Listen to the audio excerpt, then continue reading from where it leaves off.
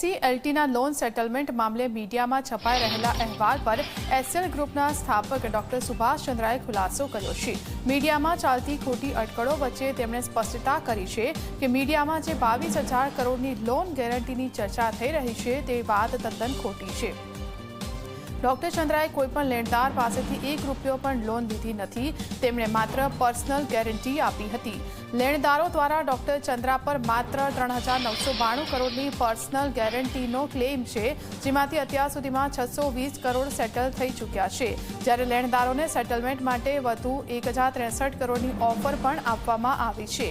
24 જાન્યુઆરી 2019 સુધી કંપનીઓ પર આશરે 45,000 કરોડનું દેવું બાકી હતું, જેની સામે અત્યાર સુધીમાં 43,000 કરોડ જેટલું મોટું રીપેમેન્ટ કરવામાં આવ્યું છે।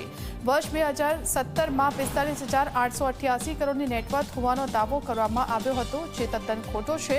એસએલ ગ્રુપની તમામ કંપનીઓના માર્કેટ કેપને નેટવર્થ ગણી લેવામાં આવી હતી, જ્યારે 2016માં સંસદમાં ડોક્ટર ચંદ્રાએ પોતાની સાચી નેટવર્થ 39.08 કરોડ હોવાનું જણાવ્યું હતું।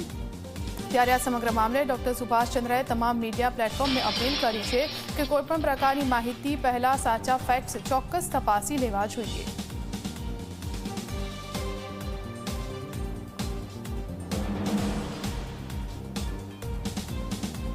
તો એનસીએલટીના લોન સેટલમેન્ટ મામલે મીડિયામાં છપાઈ રહેલા અહેવાલ પર એસએલ ગ્રુપના સ્થાપક ડોક્ટર સુભાષ ચંદ્રાએ ખુલાસો કર્યો છે। મીડિયામાં ચાલતી ખોટી અટકળો વચ્ચે તેમણે સ્પષ્ટતા કરી છે કે મીડિયામાં જે 22,000 કરોડની લોન ગેરંટીની ચર્ચા થઈ રહી છે તે વાત તદ્દન ખોટી છે।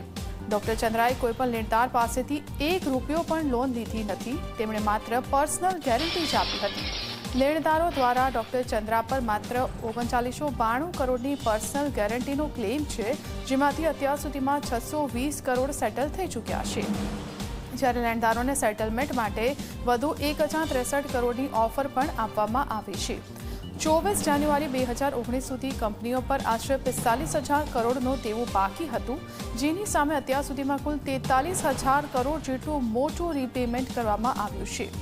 વર્ષ 2017માં 45,888 કરોડની નેટવર્થ હોવાનો દાવો કરવામાં આવ્યો હતો, જે તદ્દન ખોટો છે।